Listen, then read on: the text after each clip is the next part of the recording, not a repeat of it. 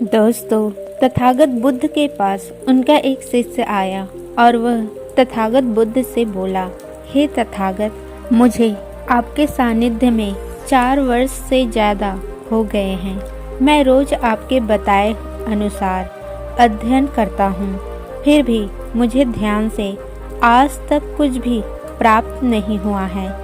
बाकी सभी संगमित्र बताते हैं कि उन्हें ध्यान से कुछ न कुछ प्राप्त होता है, लेकिन मुझे कुछ भी प्राप्त नहीं हुआ है। आप मुझे माफ़ करें तथागत, लेकिन मेरे मन में अब यह विचार आने लगे हैं कि ध्यान से कुछ प्राप्त होता भी है या नहीं। मैंने तो अभी तक कुछ भी नहीं पाया और मुझे लगता है कि ध्यान से कुछ भी नहीं पाया, और जो कहते हैं कि ध्यान से उन्हें कुछ मिलता है तो शायद वह झूठ ही बोलते हैं। आपने ही कहा था कि अपने बुद्धि से खोजो, जिस पर तुम्हारी बुद्धि विश्वास करे उसको मानो।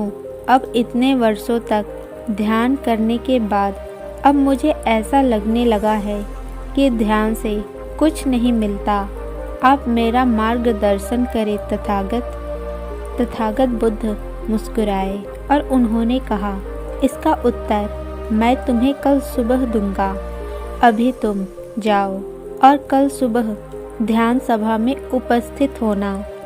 अगली सुबह तथागत बुद्ध ध्यान सभा में उपस्थित हुए। उन्होंने सभी शिष्यों से कहा, आज मैं तुम्हें एक कहानी सुनाऊंगा।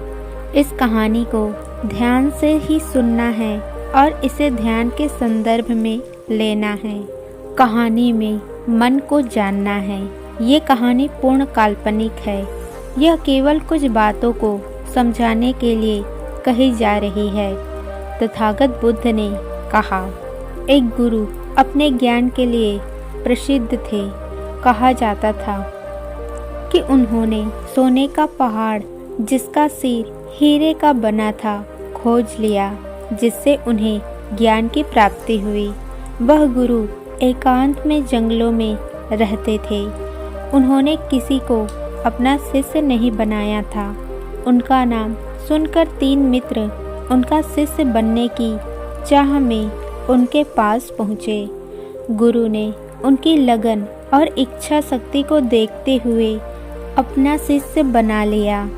तब तीनों शिष्य ने अपने गुरु से सोने की पहाड़ जिसका सिर हीरे का था इसके बारे में पूछा।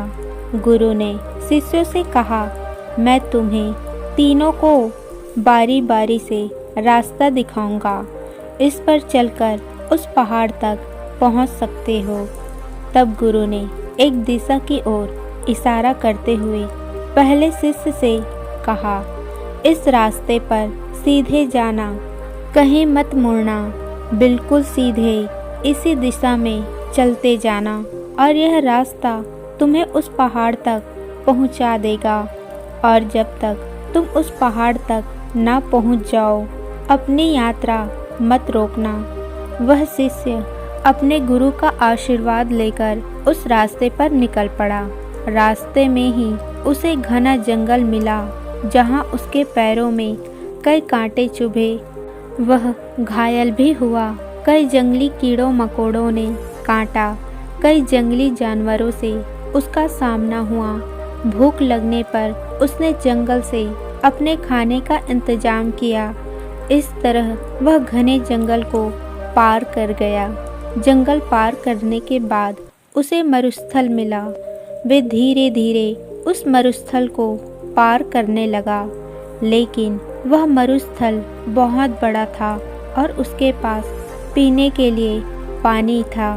खाने के लिए उसने कुछ भोजन बचा रखा था। मरुस्थल में चलते चलते कुछ दिन बीत गए। उसकी प्यास चरम पर पहुंच गई थी। पानी के एक एक बूंद के लिए उसने तड़पने लगा। जब पहली बार उसके मन में आया कि कहीं गुरु ने उसे गलत मार्ग तो नहीं दिखा दिया, हम अगर जिंदा ही नहीं रहेंगे तो फिर उस पहाड़ तक कैसे पहुँचेंगे। तब उसका गला सूख गया था और उसका चेहरा मुरझा गया और वह मरुस्थल में गिर पड़ा। और तभी आकाश में तीव्र गर्जना हुई और बारिश होने लगी। बारिश की बूंद उसके चेहरे पर गिरी। तब उसे होश आया और उसने जल्दी से अपना बर्तन पानी से भर लिया और फिर वह अपने रास्ते पर आगे बढ़ा। अब उसने मरुस्थल को पार कर लिया था। अब उसके सामने एक बड़ी नदी आई जिसे पार करके आगे बढ़ना था। उसने बांस की डंडों से एक नाव तैयार की और उस नाव में बैठकर उस बड़ी नदी को पार करने लगा। लेकिन तभी उस नदी में बवंडर आ गए और उसकी नाव पलट गई। वह नदी में डूबने लगा और डूबते डूबते सोचने लगा कि पता नहीं गुरुदेव ने उन्हें सही रास्ता दिखाया भी है या नहीं। यहाँ तो मैं बार बार मौत के करीब पहुँच जाता हूँ। अब तो मैं इस नदी में डूब ही जाऊँगा। तभी कुछ व्यक्तियों ने उस शिष्य को नदी से बाहर निकाला और उसकी जान बचाई। उस व्यक्तियों ने बताया कि वह पास के गांव के मछुआरों हैं। वह शिष्य उन मछुआरों के साथ उनके गांव चला गया। वहां भोजन करने के बाद कुछ भोजन और पीने का पानी लेकर अपनी यात्रा बढ़ निकला। वह सीधे रास्ते पर लगातार चल रहा था। चलते चलते वह एक ऐसी जगह पर पहुंच गया जहां रास्ता खत्म हो जाता है और आगे एक बहुत विशाल और बड़ी एक गहरी खाई थी, जिसे देखकर वह जोर से चिल्लाया और बोला कि गुरुदेव ने मुझे गलत रास्ता दिखा दिया है। यहाँ तो आगे रास्ता ही नहीं है और ना ही कोई सोने का पहाड़ है जिसका सिर हीरे का हो। सब व्यर्थ हो गया। मेरी इतनी लंबी यात्रा व्यर्थ हो गई। यहाँ तो कुछ भी नहीं है। वह तुरंत वापस मुड़ा और यात्रा कर अपने गुरु के पास पहुँचा और गुरु से बोला, हे गुरुदेव, जो रास्ता आपने मुझे दिया था मैं उस रास्ते पर चला, लेकिन उस रास्ते पर मुझे कुछ नहीं मिला। सोने का पहाड़ तो मुझे कहीं नहीं दिखाई दिया। आगे जाकर वह रास्ता भी खत्म हो जाता है। वहाँ तो गहरी खाई है। तब गुरु ने कहा, तुमने पूरे रास्ते क्या सीखा? शिष्य बोला, रास्ते में कुछ सीखने नहीं गया था गुरुदेव, मैं तो उस पहाड़ को खोजने गया था और रास्ते में क्या सीखा जा सकता था। रास्ता लंबा था, कठिन था, लेकिन फिर भी मैंने उस पहाड़ को पाने की चाह में वो सारे रास्ते पार किए, सभी कठिनाइयों को पार किया, लेकिन मुझे कुछ नहीं मिला। तब गुरु ने कहा, तुम अभी रुको, मैं तुम्हारे दूसरे भाई को भेजता हूँ। तब शिष्य बोला कि उसे भी वहाँ कुछ नहीं मिलेगा, वहाँ कुछ है ही नहीं। तब गुरु ने अपने दूसरे शिष्य को उसी मार्ग पर भेजा। वह शिष्य गुरु का आशीर्वाद लेकर उस रास्ते पर निकल पड़ा और कई दिनों के बाद वह गुरु के पास वापस लौटा। गुरु ने शिष्य से पूछा, क्या तुम्हें वह पहाड़ मिला? वह शिष्य बोला, नहीं गुरुदेव, मुझे वह पहाड़ नहीं मिला। रास्ते के आखिर में एक गहरी खाई थी। तब मुझे लगा कि शायद मैं आगे दिखाए रास्ते से भटक गया हूँ, इसी कारण वह खाई मुझे नहीं मिला। तब मैं सही रास्ता पूछने वापस आ गया। तब गुरु ने कहा, तुमने इस पूरे रास्ते में क्या सीखा? शिष्य ने कहा, हे गुरुदेव, मैंने यहाँ से यात्रा शुरू की और घने जंगलों से होकर मेरी यात्रा शुरू हुई। उस घने जंगल में मैंने देखा कि कैसे जीवन चक्र चल रहा है, कैसे अभी जीव एक दूसरे पर निर्भर है और एक दूसरे का भोजन भी है। जंगल पार करने के बाद मैंने एक मरुस्थल देखा। यह मरुस्थल बहुत बड़ा था। वहाँ मेरा भोजन और पानी दोनों समाप्त हो गए। एक समय ऐसा आया जब मैं मृत्यु के बिल्कुल करीब पहुँच गया और तब मैंने जाना कि मृत्यु के करीब पहुंचने पर कैसा लगता है।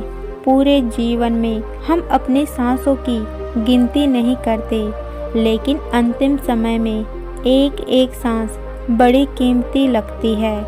हर सांस के बाद लगता है कि दूसरी सांस आएगी या नहीं।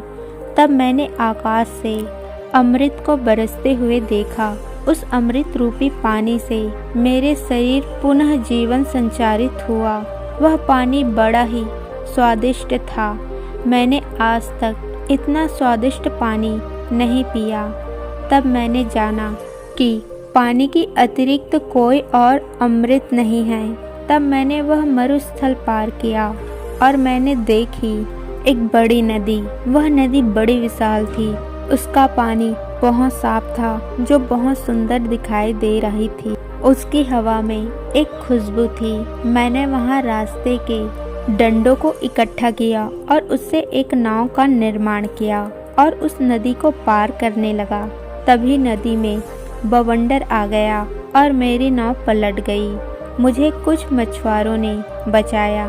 पानी में डूबते समय मैंने जाना कि मुसीबत आने पर हम सहायता के लिए पुकारते हैं और सोचते हैं कि आकर हमारी सहायता कर ले, लेकिन जीवन भर जब किसी दूसरे को सहायता की ज़रूरत होती है तब हम सहायता के लिए हाथ नहीं बढ़ाते। मैंने अपने जीवन में कभी भी किसी की सहायता नहीं की, लेकिन मैंने वहाँ देखा कि मछुआरों ने मेरी सहायता की और मेरे जीवन को बचाया। उसके बाद मैंने मछुआरों के साथ उनके गांव गया। मैंने उस गांव में जीवन की कई रंग देखी। मैंने बच्चों को भूख से तड़पते देखा। दोषी साबित होने पर एक व्यक्ति की हत्या होते देखा। एक पति के मर जाने पर उनकी पत्नी को बिलखते हुए देखा।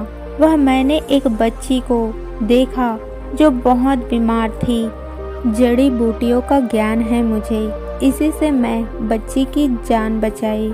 और तब मैंने जाना कि दूसरों के मदद से जो आनंद मिलती है वह आनंद किसी और चीज़ में नहीं मिलती। अपने पास भोजन न होने पर भी उस गांव वालों ने मुझे भोजन और पानी दिया, जिससे मैं अपनी यात्रा शुरू कर सकूं। और तब मैं वहां से अपनी यात्रा पर निकल गया। आगे चलते चलते वह रास्ता एक जगह जाकर ख़त्म हो गया और आगे एक बहुत बड़ी खाई थी। वह विशाल थी, गहरी थी। उसकी गहराइयों में अनंत शांति थी। वहाँ कोई आवाज़ नहीं थी। मुझे सिर्फ अपने रास्ते की आवाज़ सुनाई देती थी। तब मैंने सोचा कि शायद मैं आपके बताए रास्ते से भटक गया हूँ और गलत मार्ग पर आ गया हूँ। इसी कारण मुझे वहाँ सोने का पहाड़ नहीं दिखाई दे रहा है।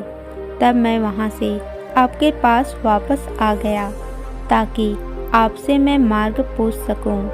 हे तथागत, क्या मैं गलत रास्ते पर था? गुरु ने कहा, नहीं, तुम बिल्कुल सही रास्ते पर हो। जल्द ही तुम्हें वह पहाड़ भी मिल जाएगा। तब गुरु ने अपने तीसरे शिष्य को वह पहाड़ दिखाते हुए कहा, क्या तुम भी पहाड़ खोजना चाहते हो? वह तीसरा शिष्य बोला, हे गुरुदेव, मुझे उस रास्ते पर पहाड़ मिलेगा या नहीं यह तो मैं नहीं जानता, लेकिन मेरे दूसरे गुरु भाई ने जो उस रास्ते का व्याख्यात किया है, मैं उस रास्ते पर चलकर देखना चाहता हूँ। तब वह शिष्य अपने गुरु का आशीर्वाद लेकर उस रास्ते पर चल पड़ा और कुछ दिनों के पश्चात वह शिष्य गुरु के पास वापस लौटा।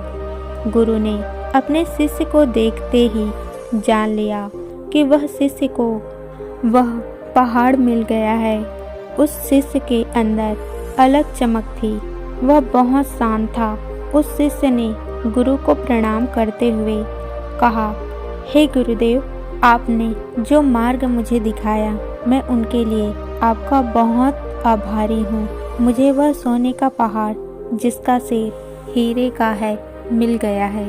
तब पहले और दूसरे शिष्य ने पूछा, हे गुरु भाई, तुम तो संपूर्ण बदल गए हो। क्या तुम्हें भी वह गहरी खाई मिली जहाँ रास्ता खत्म हो जाता है? वह तीसरा शिष्य बोला, हाँ, मुझे वह खाई मिली थी। उस खाई तक पहुँचने से पहले मैंने वैसे ही अनुभव किए जैसे मेरे दूसरे गुरु भाई ने किए थे।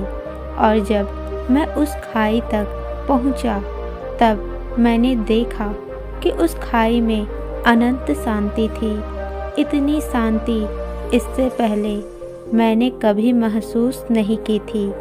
अभी तक मुझे वह पहाड़ नहीं मिला था जो गुरुदेव ने बताया था। मुझे पता है कि मैं सीधे रास्ते पर हूँ, पर वह पहाड़ भी आगे ही होगा। इसलिए मैंने उस खाई में अपना कदम बढ़ा दी। खाई में कदम रखते ही पहले मेरे मन में बहुत सी आशंकाएं उठ रही थी। मैंने अपने रास्ते पर 2 बार मृत्युओं को करीब से देखा था, इसलिए मुझे मृत्यु का डर नहीं था। मैं इसलिए आगे बढ़ना चाहता था। इसलिए मैंने खाई में अपना पहला कदम रख दिया था। और खाई में पहला कदम रखने के बाद मैंने देखा कि मैं नीचे की तरफ नहीं गिर रहा हूँ, बल्कि मैं ऊपर की तरफ उठ रहा हूँ। तब मैंने देखा कि मेरे कदम जमीन पर ना पड़कर हवा में पड़ रहे हैं और मैं खाई के ऊपर चल रहा हूँ। और ऐसे ही मैंने चलकर मैं खाई पार की। और खाई पार करने के बाद मुझे अंधेरा दिखाई दिया। उस अंधेरे में उस प्रकाश की एक किरण भी नहीं थी। वह बहुत ही भयानक अंधेरा था जिसमें मैं खो गया था। मैं सीधे ही चलता रहा और उसके बाद मुझे बहुत प्रकाश दिखाई दिया। वह प्रकाश इतना प्रकाश था कि मुझे उसमें कुछ नहीं दिखाई देता था। तब मैं फिर भी सीधा ही चलता रहा, पर मुझ पर डर हावी होता रहा। मैं भयभीत था, अंदर से कंपित था। तब वह प्रकाश भी चलता गया और मेरी आंखों में कुछ रोशनी आई और मैंने देखा वह पहाड़ जो सोने का बना था और उसका सिर जो हीरे से बना था। उस पहाड़ पर चढ़कर उसके सिर तक मैं पहुंचा और तब मुझे किसी चीज़ का डर नहीं था, ना ही कोई भय था, ना कोई इच्छा थी और ना ही कोई आशा और ना ही कोई निराशा था। किसी तरह की ज्ञान की प्राप्त करने की जिज्ञासा भी नहीं थी। केवल अनंत शांति और आनंद था। तब मुझे गुरुदेव का स्मरण हुआ और मैं उनसे मिलने वापस आ गया। तथागत बुद्ध ने यह कहानी अपने शिष्यों को सुनाई और अपने शिष्यों से पूछा, ध्यान के संबंध में इस कहानी से तुम्हें क्या मिला? तथागत बुद्ध के एक शिष्य सारले पुत्र बुद्ध के समक्ष हाथ जोड़कर खड़े हुए और उन्होंने कहा, हे तथागत, उन शिष्यों के गुरु ने जो रास्ता उन्हें दिखाया था वह रास्ता के अंतर मन का था। पहले शिष्य के लगन और निष्ठा सही थी, लेकिन वह महत्वाकांक्षी था। अपने ध्यान मार्ग पर चलते हुए उस शिष्य ने मार्ग में प्राप्त होने वाले ज्ञान पर ध्यान ही नहीं दिया था। वह पूर्ण स्वरूप से महत्वाकांक्षी हो गया। उन पहाड़ को पाने के लिए उस पहाड़ के अलावा उसे कुछ और नहीं दिखाई ही नहीं दिया था, जबकि उसके आसपास ज्ञान ही ज्ञान बिखरा पड़ा था।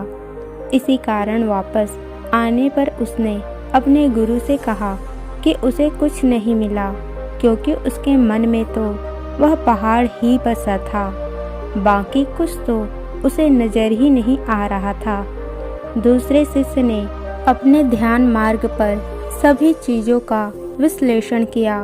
उसने हर छोटी बड़ी चीज़ों का बड़े ध्यान से देखा, जिससे उसके बुद्धि का विकास हुआ और उसने जाना कि प्रकृति कैसे काम करती है, मृत्यु के समय कैसा लगता है और हमारी मृत्यु और सांसों का संबंध क्या है।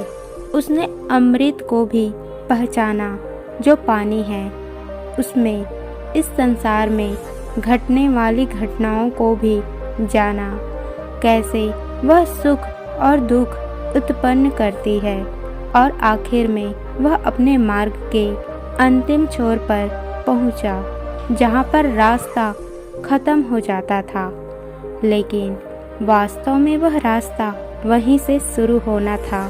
उस खाई की अनंत शांति, अनंत गहराई और विशालता ने उस शिष्य का मन मोड़ दिया और वह घबरा गया। इसी कारण वह अपने गुरुदेव के पास वापस लौटा ताकि वह उनसे मार्गदर्शन ले सके।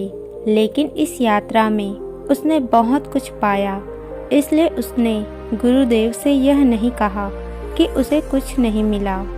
तीसरे शिष्य के मन में उस पहाड़ को लेकर कोई जिज्ञासा नहीं थी। वह केवल जानना चाहता था और उस मार्ग को समझना चाहता था।